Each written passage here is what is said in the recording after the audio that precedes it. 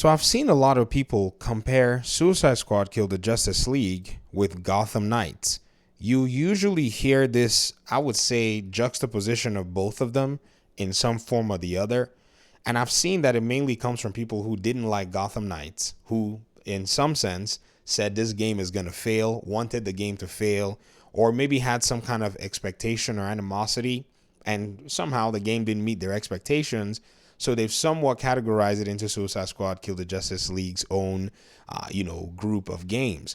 In fact, one of the most notable who's been doing this is actually Destin, the IGN commentator, journalist, and YouTuber. And I saw him do this on his most recent video. And I thought to myself, but Destin, you know this. Suicide Squad Kill the Justice League and Gotham Knights are not in the same category, can't even be put in the same category. And as much as many people might try to chalk it up, into games that are, somewhat live service games, they're just not the same. One is not a live service game, and the other is a live service game. If you were wondering, this is in his recent video where he talked to Paul Tassi, and he made some kind of a hierarchical comparison, putting Suicide Squad in a place with Destiny and even with Gotham Knights at the bottom of his so-called tier list. Now, it's an interesting video. I recommend everybody watch it, but I strongly disagree with this position, and I wanted to go ahead and explain why in this video so that a lot of people will gain clarity as to what these two projects, Gotham Knights and Suicide Squad Kill the Justice League, exactly are. There's also the side of what's been brewing in the background that could make people be suspicious or at least miscategorize both of them, and I wanted to go ahead and highlight it in this video simply because it's necessary that people know. So number one, Suicide Squad Kill the Justice League is a game developed by Rocksteady. And when you actually pit this particular reality with the fact that Gotham Knights is a game developed by Warner Brothers Montreal, you'll know that these two projects are actually different.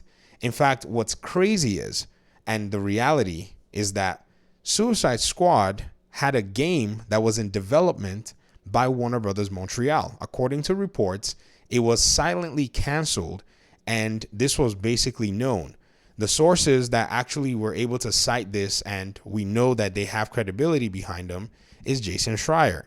So for many of you who may or may not know, there was actually a Suicide Squad project that was being worked on at Warner Brothers Montreal before that got canceled. So Warner Brothers Montreal, in my opinion, and I've said this, has been the studio that's been the victim of multiple cancellations. As to why these cancellations happened, I do not know, but there is, I would say, corroborated, do I call them leaks or corroborated information anyways, that this was a thing that was going on. And it is not the exact same game as this Suicide Squad that you're getting. In case you were wondering, this is not even knowledge that is new. This is something that we knew, or was at least revealed as far back as 2016 in a Kotaku article where they actually talked about this. Now, the crazy thing is, at the time, Warner Brothers Montreal moved on to working on a Damian Wayne game. This game was supposed to follow the events of Batman Arkham Knight. However, we never got to see the light of day with this game because it was also canceled, even after it was known that this was the game that they were working on. We got to see artwork from the Damian Wayne game that I think somehow made its way into the Suicide Squad game in some manner in terms of the art. Now, if you look at the art style of the Damian Wayne game and you look at what journalists are saying, you start laughing because you see this screenwrite article. It says the Damian Wayne game looked better than Gotham Knights and Suicide Squad. Well, I would agree with this writer, except that on further inspection of the art style of Suicide Squad, or I said Suicide Squad Gotham Knights, you'll realize that the art styles are actually not too different. I mean, look at Batgirl's costume in this scene. Look at the way it is actually decked out. This is the Night Ops outfit that you actually can get in the game. When you juxtapose it with the Batman costume here, you'll notice that they carry, very specific similarities.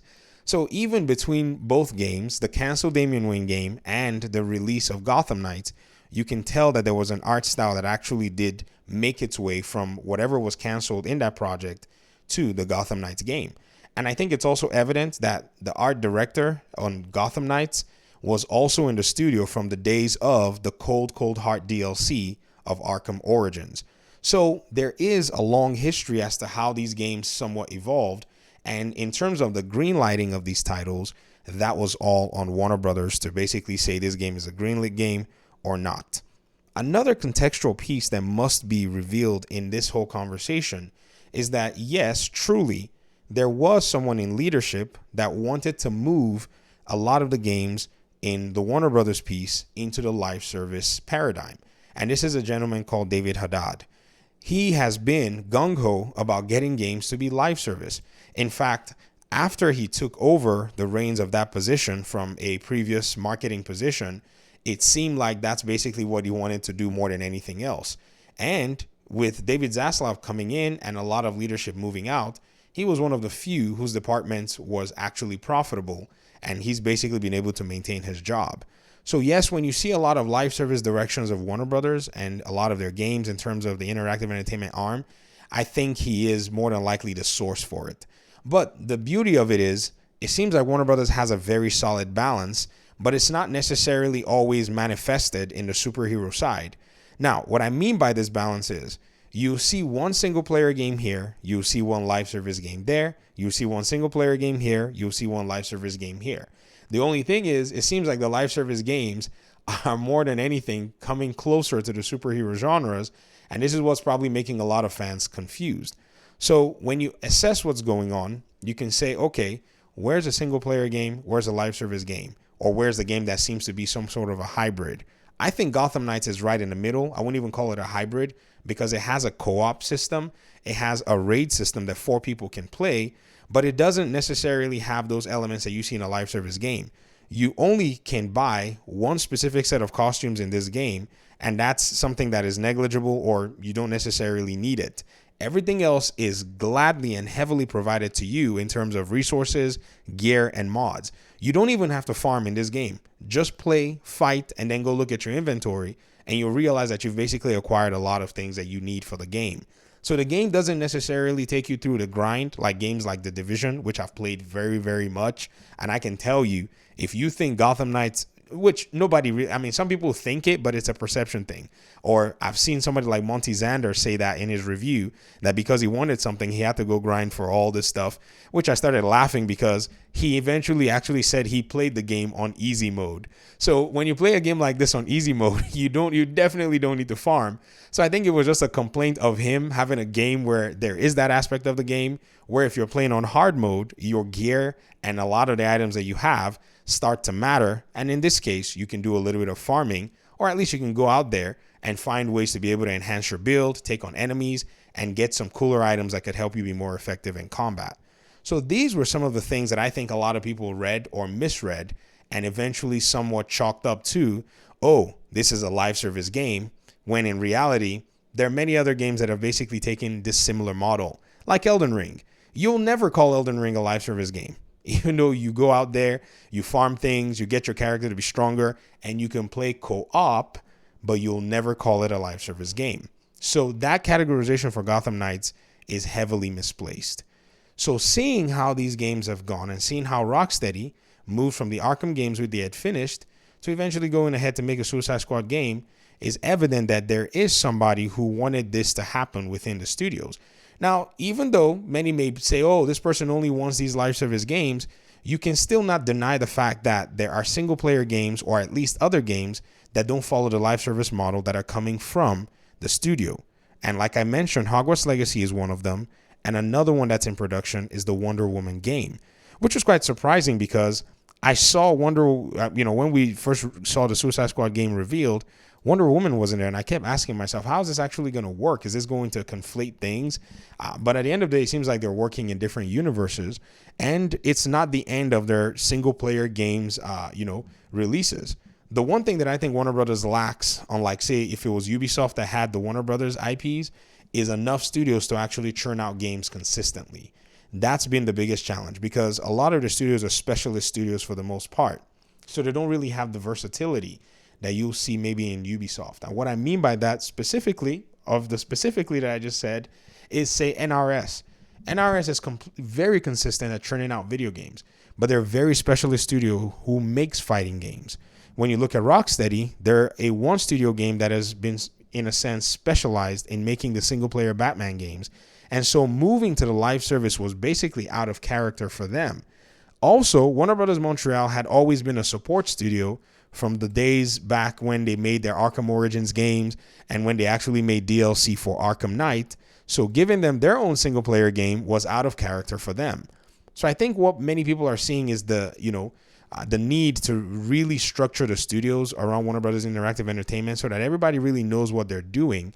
And some studios seem to have actually, pretty much gotten their groove together. And Avalanche Studio, the ones that did Hogwarts Legacy, and please correct me in the comment section, is it Avalanche Studio or Avalanche? Apparently there are two video game studios that have Avalanche in their name. I'm talking about the Warner Brothers one that made Hogwarts Legacy. They seem to have gotten their groove with that game and been able to create something that's pretty unique to them. Monolith, on the other hand, having made the Middle-earth games, which were quite, well accepted for the most part, except the Middle-earth Shadow of War timed marketplace that got removed later on, I think they also have their own groove as well. Right now is the time for Rocksteady, Warner Brothers Montreal, to be able to come back and sit into, what it is that they're very good at. And this particular shift that David Haddad has made is not necessarily the most well perceived. I think if Warner Brothers Montreal had been left to make their Suicide Squad game and been allowed to make it a live service game, or at least maybe receive the directive to make it a live service game, while, say, Rocksteady worked on Gotham Knights, made it an expansion of the Arkham universe that represented all of the Bat family in their own story, I think this may have received a better reception overall. This is not to say that Gotham Knights is a bad game. I'll never concede that, especially to those who continue to say that, because whenever I ask them what makes Gotham Knights a bad game, I still cannot necessarily distill a lot of what it is that they're actually concluding, because a lot of many people's, perception and reception of a video game is, very subjective. So this is basically why it is the case. And so knowing exactly what Gotham Knights is easier for me to be able to, wrap my mind around the project, and understanding the way the studios are structured. It's very easy to know and understand exactly what is being achieved, or at least what the limitations are. Because if you think about it, and for those who continue to say that Gotham Knights was going to be a live service game and all that, I laugh because, like I've said, games use models like this all the time and no one has ever called them a live service game. Is the interesting reality that this game was actually trying to come out on the PlayStation 4. I think it would have done very well. There's a really huge audience there. But the technical limitations of this game, Unreal Engine 4, open world game, having untethered co-op, being not online, all of those benefits, and that's exactly what they are, because those are benefits, unlike Suicide Squad, which there was some tension that made the developers eventually go back to say, hey, we're going to give you an offline version of the game. I think these things basically pulled the game into a very small community of gamers and out of the hands of a lot of people who could have actually played the game. Just technical limitations were Gotham Knights' biggest challenge, because the game was just very big. It's a big open world that many people may not necessarily think about. Oh, they would say, oh, well, it's a big open world. It doesn't really look like the neon of, Arkham Knight. What is so special about it? But I have to understand that the details of the character models are actually much, more intense than Arkham Knight. And a lot of the way the world is built to stream in pretty much one fell swoop is also very challenging from the Unreal Engine 4 perspective. And the PlayStation 4 basically, and the Xbox One, they just could not be in the scope of this game. And maybe making the game a little smaller in terms of the world, the scope, and the size would have helped. But I'm glad they went ahead to make the game that they wanted to make. I'm glad they went ahead and made this game, because this is a really good game. And for those who have not played the game, maybe you should play the game and then make an opinion for yourself. And I recommend the game on, 60 FPS, and you only have to play that on a PC. Because that's just Unreal Engine 4's, biggest weakness and limitation. And Warner Brothers uses Unreal Engine 4 a lot. NRS uses Unreal Engine 4. The Rocksteady Studios used Unreal Engine 3 for Arkham games, and then Unreal Engine 4 for Suicide Squad. And then, Hogwarts Legacy used Unreal Engine 4. So these are the challenges that they're going to have to face if they're going to, try to make these games as big as they are.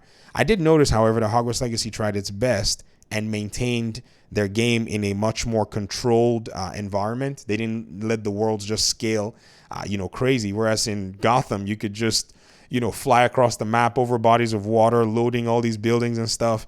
That's just way above the scope of these machines. Even the Series X and the Series S and the PS5, they really did reach their limitations in this environment. And, again, now we're seeing more and more video games come out and showing the limitations.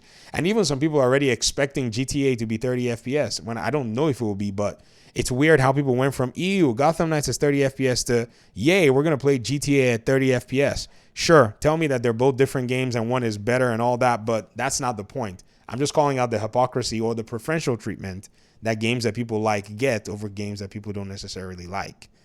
So when all that is said and done, these games are fundamentally different games. It will be nice for people, or at least the gaming media and the gaming press, to stop the miscategorization and actually take note of the context that surrounds all of these games and exactly how they're made, what audiences they're targeting, and exactly why it is that the games stand out in their own individual way. Thanks for watching the video. Appreciate you guys' time and audience. Hopefully we'll talk pretty soon in another one. Peace out.